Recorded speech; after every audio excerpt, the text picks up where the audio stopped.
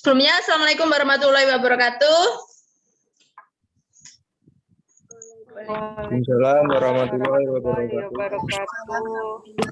Oke, mohon maaf tadi saya tinggal makan jadi lupa habis makan minum dan sebagainya malah agak terlambat. Untuk perkuliahan hari ini perencanaan pembelajaran kemarin untuk perkuliahannya agendanya apa? Kemarin kita bahas ya, hari ini adalah kita melihat hari ini sama pertemuan besok adalah kita melihat tentang peraturan pemerintah yang terkait dengan perencanaan pembelajaran. Untuk yang pertemuan hari ini, mari kita lihat bersama dulu, kemudian nanti bisa dilanjutkan adik-adik untuk berdiskusi. Kemudian hasil diskusinya nanti silakan berdiskusi. Kemudian diskusinya itu tentang segala sesuatu yang ada dalam perencanaan pembelajaran itu untuk agenda yang di pertemuan selanjutnya. Nah, untuk yang pertemuan selanjutnya besok adik-adik bisa berdiskusi secara berkelompok sesuai dengan kelompoknya. Tapi untuk hari ini kita klasikal di kelas.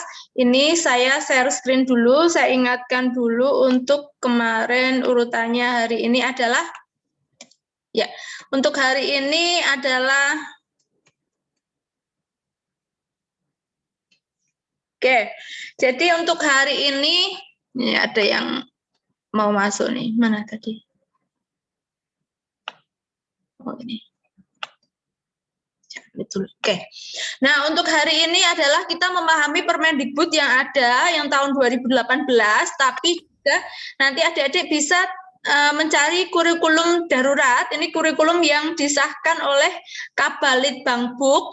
Nah, nanti adik-adik bisa mencermati di situ. Nanti saya bukakan dulu yang Permendikbud misalnya nomor 34 tahun 2018. Jadi ada dari kakak tingkatmu seringnya kalau pakai yang lama yang tahun 2006, nanti adik-adik bisa lihat yang tahun 2018 seperti apa. Bu, sekarang sudah 2021 iya, tapi kebetulan belum ada perubahan. Kemudian yang berubah yang digunakan sekarang memang berubah berganti, yaitu kurikulum yang ditandatangani oleh Balitbang. Nah, yang kurikulum Balitbang nanti adik-adik bisa juga untuk mendownloadnya. Nah, hari ini saya akan bukakan dulu Permendikbud nomor 34 tahun 2018. Terlihat? Terlihat, Bu. Terlihat, Bu. Oke, di Permendikbud ini terkait standar kompetensi lulusan, Tapi untuk file yang saya share ini untuk MAMK, yang setelah SMA nanti adik-adik bisa melihat yang lain juga. Jadi yang di SMP seperti apa. Nah, nanti ini untuk SMK MA, nanti adik-adik bisa melihat yang di SMP dan sebagainya. Mungkin mau ngecek yang SD pun boleh, tapi untuk di di Permendikbud nomor 34 itu tentang standar kompetensi lulusan. Nah, standar kompetensi lulusan itu apa? Di sini dimaksudkan adalah kalau siswa tersebut lulus, itu harapannya dia bisa apa saja. Jadi nanti adik-adik bisa baca di situ, kalau lulus SD itu seperti apa yang diharapkan, lulus SMP seperti apa, lulus SMA seperti apa. Ada di situ, nanti adik-adik bisa lihat. Kebetulan kalau yang di file ini adalah SMK MA. MAK. Jadi nanti untuk yang SMA, SMP, nanti adik-adik bisa mencari juga seperti itu. Tapi filenya sebenarnya nggak jauh berbeda, hanya di bagian-bagian tertentu saja yang agak berbeda. Nah, ini misalnya standar kompetensinya, tapi bagian-bagiannya sama di sini.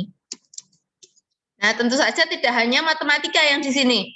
Itu terkait standar kelulusan. Nanti adik-adik bisa ngecek di situ. Kemudian kalau standar isi itu apa, Bu? Nah, yang sering menjadi pertanyaan di sini karena untuk standar isi ini memang agak berbeda dengan yang barangkali dulu standar isi di Permen yang tahun 2006 yang terkait KTSP. Kalau di sana memang standar isinya jadi satu. Kalau yang di sini standar isi itu di sini sendiri disebut standar isi. Kalau dulu standar isi itu isinya adalah SKKD namanya dulu. Kalau sekarang KIKD, cuma untuk isinya itu tidak di Permendikbud nomor 34 ini, tapi di Permendikbud yang lebih rinci, di Permendikbud nomor 37 tahun 2018. Jadi yang 34 ini standar isinya, nanti kita lihat Bu, terus yang di nomor 34 isinya apa? Nah, jadi kita isinya kayak orang ini ya, melihat panduan, tapi bukan seperti orang di orang hukum, kita ngelihat di sininya aja. Cuma jadi kan tetap nanti perencanaannya adalah sesuai dengan sesuai dengan aturan dari pemerintah. Nah, adik-adik nanti bisa lihat di sini misalnya substandar kompetensi lulusan dan sebagainya. Jadi ini tidak KIKD yang dibuat ke RPP dan sebagainya itu. Nah, nanti untuk yang rinci tentang KIKD, SMP, SMA yang matematika bisa dilihatnya bukan di lampiran 2 Permendikbud nomor 34 tahun 2018, tapi Permendikbud nomor 37 tahun 2018. Nanti bisa adik-adik lihat di situ. Saya bukakan, ada standar isi, ada standar proses. Nah, kalau standar proses itu yang mengatur tentang proses pembelajaran yang dilakukan. Nah, di sana nanti adik-adik bisa melihat proses pembelajarannya dan pengertian-pengertiannya juga ada di situ. Nih, misalnya di sini. Sebentar. Oke, misalnya standar proses itu apa ya? Yang disebut pembelajaran itu apa ya? Proses pembelajaran itu apa ya? Capaian pembelajaran itu apa ya? Ada semua di situ. Jadi nanti adik-adik bisa lihat menggunakannya. Kemudian apa yang disebut RPP? Kemudian apa yang disebut praktek kerja lapangan PKL, ini karena kebetulan di SMKMA, kemudian ada sistem ganda, ada dan sebagainya di situ. Bahkan nanti termasuk di situ yang disebut kurikulum itu apa, penilaian pembelajaran itu apa, di situ juga ada. Jadi nanti adik-adik bisa melihat di file tentang standar prosesnya. Kenapa diuraikan di situ? Karena itu untuk memperjelas untuk jabaran di bawahnya. Jabaran di bawahnya misalnya, nih nanti adik-adik lihat. Kalau mau membuat rancangan proses pembelajaran, dulu mungkin di mata kuliah sebelumnya di strategi pembelajaran kayaknya ya, itu kan ada merancang. Di strategi apa isinya? Oh, kemarin bikin RPP, Bu. Ya, sebenarnya untuk RPP-nya itu RPP mungkin masih yang dimaksud adalah lebih mudahnya dituangkan dalam sebuah RPP. Tapi sebenarnya yang lebih fokusnya kalau di sana adalah rancangannya. Nah, di sini rancangannya itu dituangkan di RPP, tapi nanti kita ulangi lagi sekilas tentang rancangannya itu. Ada model, metode, dan sebagainya. Itu nanti masuk dalam rancangan yang adik-adik bikin. Nah, prinsip umumnya ada di situ. Kalau kita mau merancang pembelajaran, maka menganut pembelajaran sepanjang hayat itu yang seperti apa. Jadi, kemudian menerapkan pendekatan ilmiah, kemudian menerapkan nilai dengan memberi keteladanan. Kalau di situ disebutkan yang punyanya Ki Hajar Dewantara itu ya, ing ngarsa sung tulodo, ing madya mangun karso, kemudian tutwuri handayani. Harapannya pembelajarannya itu seperti itu. Menerapkan nilai keteladanan. Jadi misalnya sebagai guru di saat depan memberi contoh bisa menjadi panutan dan sebagainya. Untuk pembelajarannya harapannya mengakomodir yang seperti itu. Kemudian pendekatannya pendekatan pembelajaran yang tuntas. Kemudian ada keseimbangan antara keterampilan teknis dan non teknis. Dan seterusnya. Kemudian kalau untuk rombelnya ini nanti mungkin untuk beda kalau ini kan SMK, MAK ya, mungkin SMP dan sebagainya untuk jumlah-jumlahnya ini tentu saja akan berbeda. Nah, kemudian ada prinsip khususnya, misalnya menekankan pada pengetahuan dan keterampilan aplikatif. Dan seterusnya, karena ini SMK ya, ada permintaan pasar dan sebagainya. Nanti untuk yang SMP atau SMA biasa tentu saja di sini hasilnya akan berbeda. Gitu.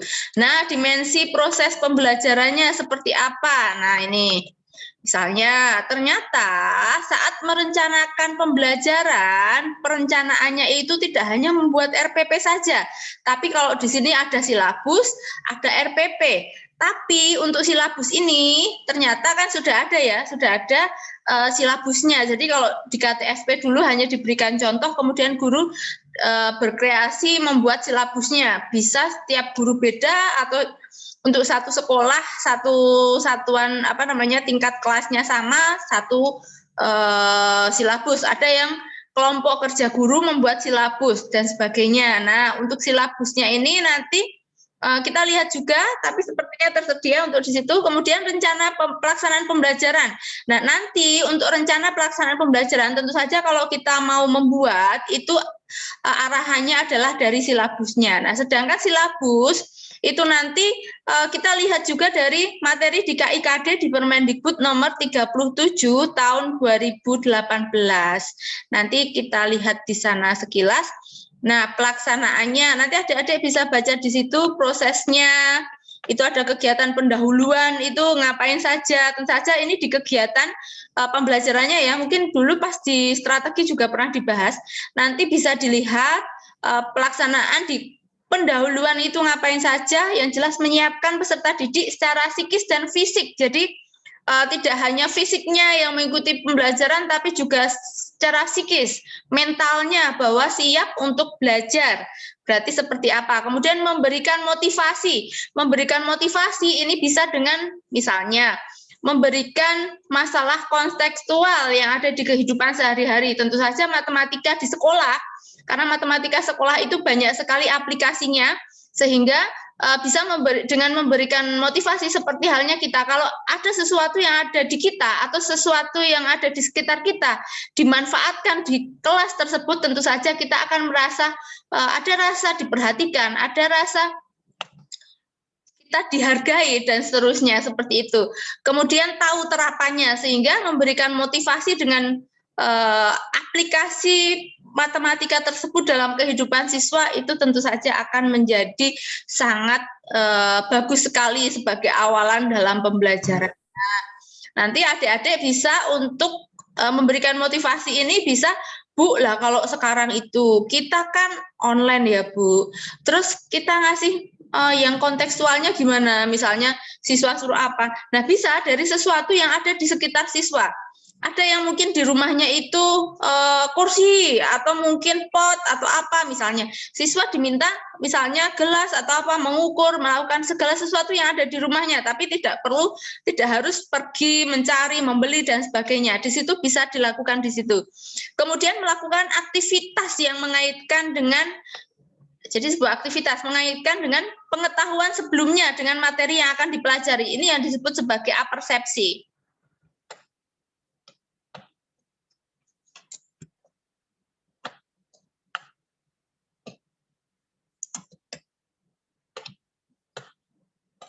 Nah, ini yang disebut sebagai apersepsi ya.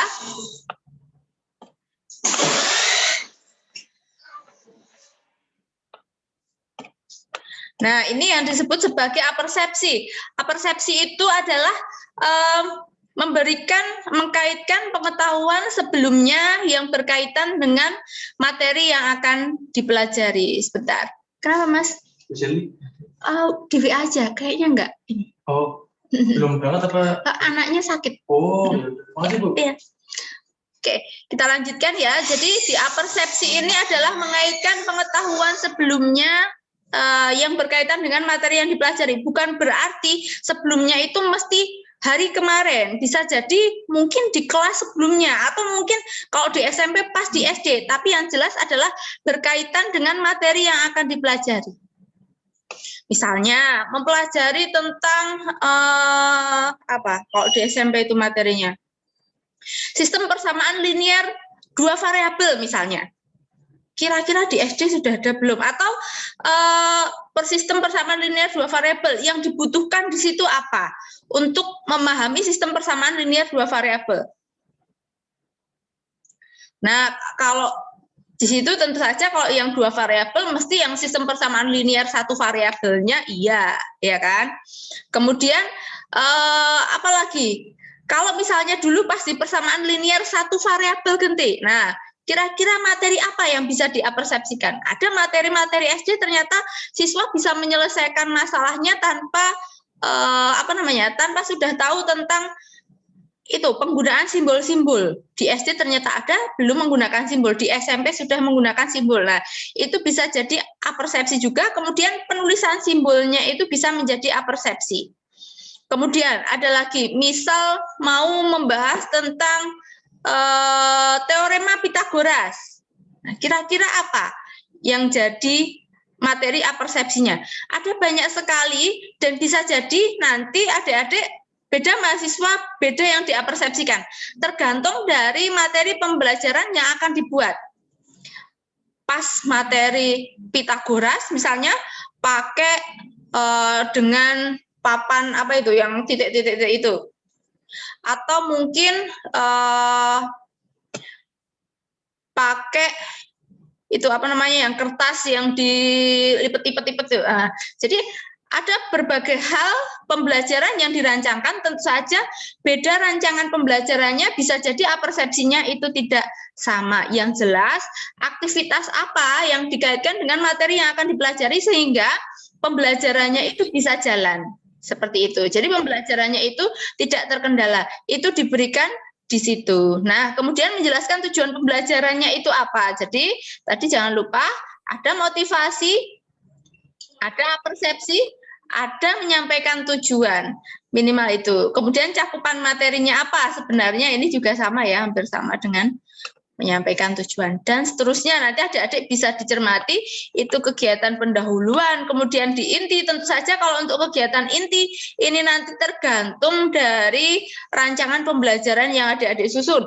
Mau pakai metode apa, model apa, atau pendekatan apa, itu nanti menyesuaikan dengan rancangan tersebut. Nah, kemudian ada sampai penutup, kemudian penilaiannya seperti apa. Nah, itu nanti bisa adik-adik lihat penilaian sebagai bagian dari proses pembelajaran misalnya. Kemudian penilaian sebagai diagnosis untuk memperbaiki proses pembelajaran. Tindak lanjut hasil penilaian, kemudian teknik penilaiannya seperti apa, begitu. Nah, dan seterusnya. Kemudian penilaiannya itu macam-macam, mungkin ada blok dan sebagainya. Itu juga tergantung dari rancangan adik-adik. Oh ya, untuk penilaian itu sendiri nanti akan dibahas tersendiri. Jadi sebentar. Ini standar proses, standar penilaian. Nah, di penilaiannya ini juga masih di Permendikbud nomor 34. Nah, ini ada penilaian dan sebagainya itu ya. Jadi memang di penilaian ini ada penilaian itu apa, ada yang agak berbeda dengan di Permendikbud ini karena dulu ada ujian nasional ini ya. Sekarang kan nggak ada, ujian nasional ditiadakan. Dari pusat bukan berarti tidak ada ujian. Kenapa dulu tujuannya ada ujian nasional adalah menjaga kualitas. Kemudian kualitas itu diukur adalah dari hasil akhir dari pembelajaran. Nah, untuk resolusi sekarang itu dari Pak Nadiem itu pembelajarannya adalah, solusinya adalah untuk mengevaluasi bukan di akhir, tapi di tengah. Jadi kalau SD bukan di kelas 6. SMP bukan di kelas 9, SMA bukan di kelas 12. Kenapa? Karena kalau ada sesuatu yang kurang, itu masih bisa diperbaiki lagi. SD itu di kelas 5, SMP itu di kelas 11, dan SMA itu di kelas, SMP di kelas 8, SMA di kelas 11. Nah, barangkali nanti adik-adik, masa iya sih Bu, terus gimana itu? Nah, dan kebetulan untuk yang itu memang tidak semua dites, jadi kayak semacam disampel aja. Itu namanya sebuah literasi. Kalau untuk yang di tahun ini hanya 2 tesnya, literasi numerik dan literasi terkait kebahasaan. Mungkin adik-adik sudah pernah mendengar untuk yang di situ. Nah, untuk yang literasi ini sendiri banyak sekali dasarnya kenapa ke literasi ini, tapi kita tidak akan membahas lebih jauh tentang literasi tersebut. Nanti kita bisa cek-cek bersama karena kita di mata kuliah ini di perencanaannya nanti adik-adik bisa melihat-lihat kalau mau menambah pengetahuan tentang, barangkali ada yang mau searching AKM.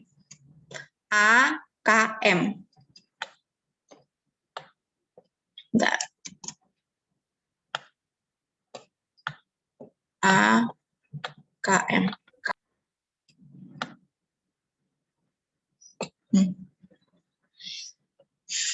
Nah, nanti M-nya itu apa? Bukan matematika, M-nya itu minimum. Jadi nanti silahkan adik-adik bisa melihat di sana. Dan kenapa kok tidak harus, kenapa kok tidak ujian nasional, kenapa tidak semua dan sebagainya. Nanti adik-adik bisa mencari-cari juga alasannya. Nah, di situ.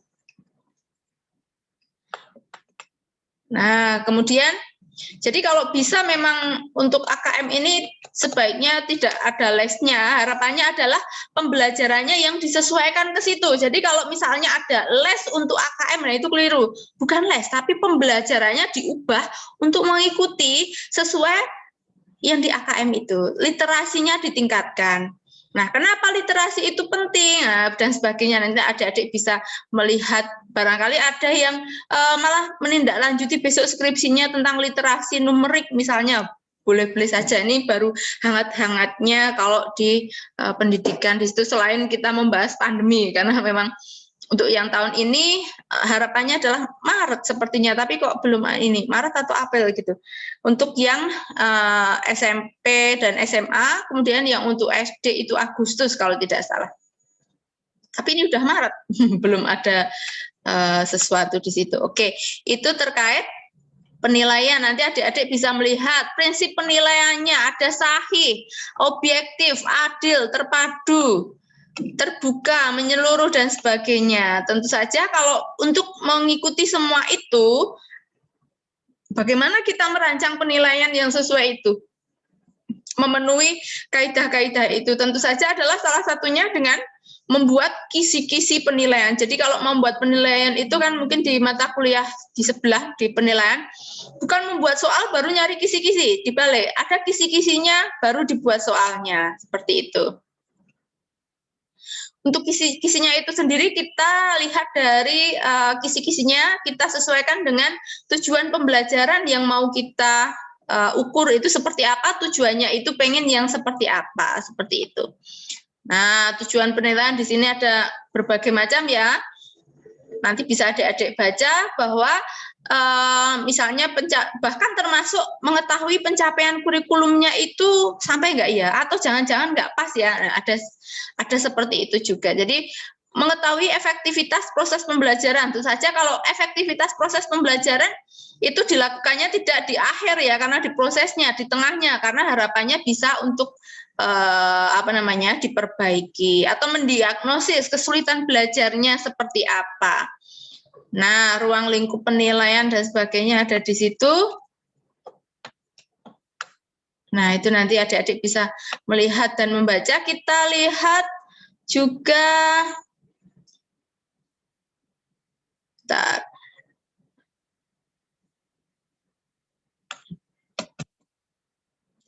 37 tahun 2018.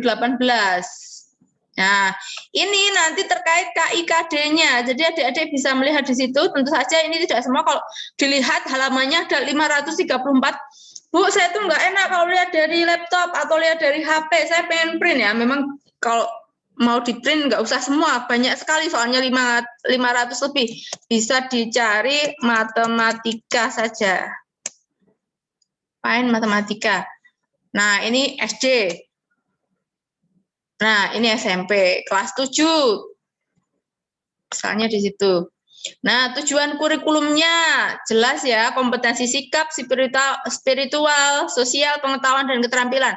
Waktu di kajian kurikulum juga sudah dibahas ya tentang KI. KI-nya ada 1, 2, 3, 4, kemudian KD-nya dari situ. Kemudian kalau SMP yang sikap spiritual itu ada di situ sudah. Kemudian untuk pengetahuan dan keterampilannya ada di bawahnya, ada banyak sekali itu. KI 3-nya apa, 4 apa, berpasang-pasangan ya. Jadi kalau membahas tidak satu-satu, tapi nanti untuk satu materi itu berpasangan, KD 3.1 dengan 4.1 dan seterusnya. Tuh, SMP kelas 7, kelas 8, kelas 9, dan seterusnya. Untuk bunyi yang ada di KIKD itu kita tidak diperkenankan untuk mengubahnya. Jadi misalnya, Bu, kalimatnya jelek, kita enggak boleh mengubahnya. Itu kita gunakan saja. Ini SMA, SMK seperti ini. Nah, itu terkait peraturan pemerintah. Kemudian, Bu, bagaimana untuk yang tapi tadi SMA SMK ya, kalau yang darurat. Oke. Memang agak berbeda nanti dengan yang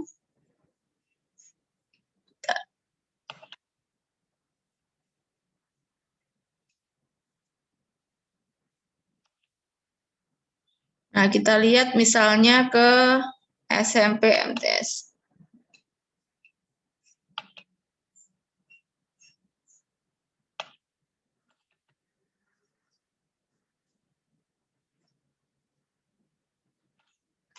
Oke, ini ya.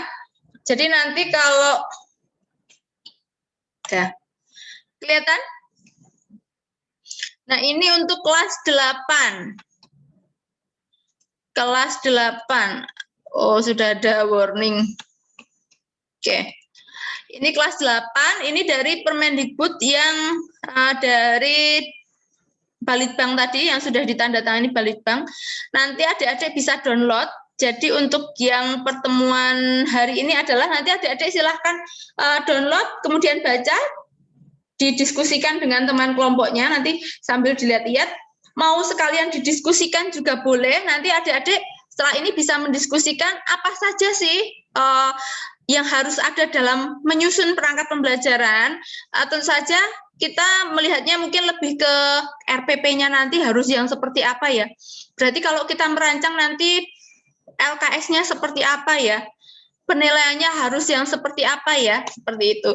Kemudian kalau Bu kemarin kayaknya ada program tahunan, program semester, kemudian kemarin ada kalender akademik. Nah, untuk itu nanti kita ada waktu tersendiri, tapi apa namanya, untuk yang ini silahkan nanti didiskusikan dulu. Jadi untuk pertemuan besok adalah, sekarang dan besok adalah mendiskusikan tentang apa namanya, mendiskusikan tentang ini peraturan pemerintah yang harus ada dalam perangkat pembelajaran. Saya lihat kelompoknya sudah dibentuk kelompok, jadi nanti silahkan, nanti saya share, tapi yang saya share ini nanti yang untuk apa namanya, yang untuk tahun 2018 itu adalah yang SMA MAK. Jadi nanti untuk yang lain, yang misalnya mau lihat SMP dan sebagainya, silahkan mencari sendiri, tapi isinya sebenarnya hampir sama kalau hanya untuk melihat segala sesuatu yang harus ada dalam perangkat pembelajarannya. Seperti itu. Barangkali ada yang mau ditanyakan dulu?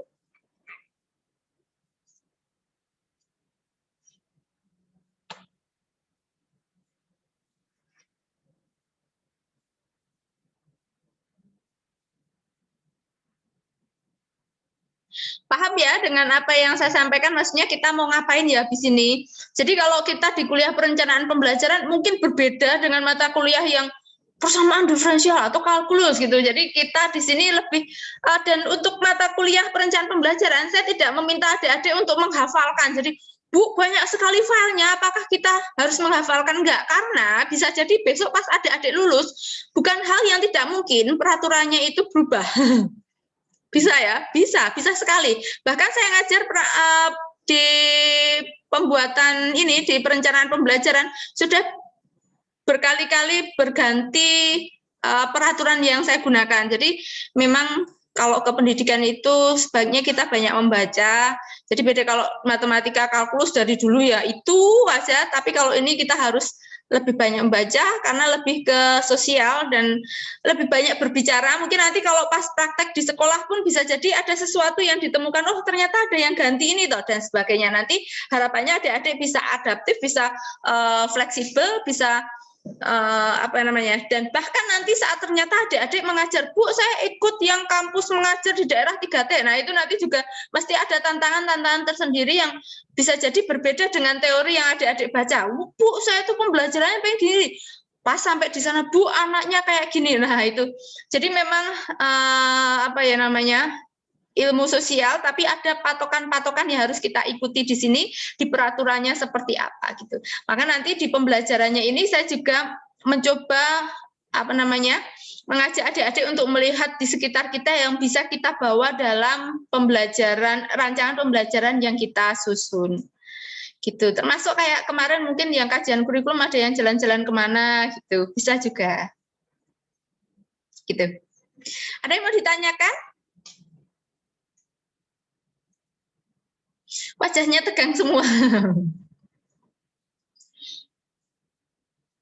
Oke, kayaknya cukup jelas ya. Nanti mungkin kalau menemukan masalah itu saat Bu peraturannya kok kayak kayak gini ya Bu, di diskusi kami kayak gini. Nah, nanti silahkan bisa ditanyakan saat di pertemuan seperti ini. Karena saya rasa kalau mendengarkan yang tadi kayaknya itu terus apa toh Bu? Atau mungkin kayaknya jelas semua, tapi belum menemukan sesuatu yang patut untuk ditanyakan. Bisa jadi seperti itu.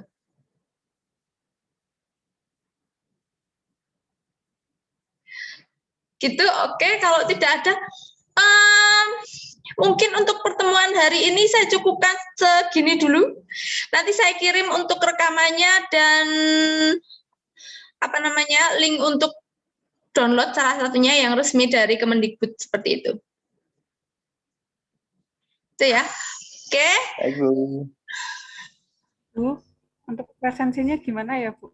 Oh, presensinya. Kan kelihatan ini, ada 22 mahasiswa ini tak rekam jadi kelihatan. Oh iya, Bu. Nanti presensinya saya presensikan manual saja. Oke. Barangkali itu saya akhiri dulu untuk pertemuan hari ini.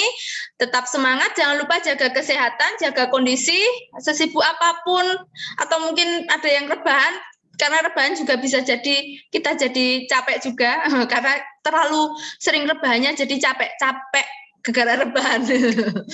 Oke, saya akhiri dulu, tetap jaga kesehatan, jangan lupa makan. Saya akhiri, wassalamualaikum warahmatullahi wabarakatuh. Waalaikumsalam. Waalaikumsalam warahmatullahi wabarakatuh. Terima kasih, Bu.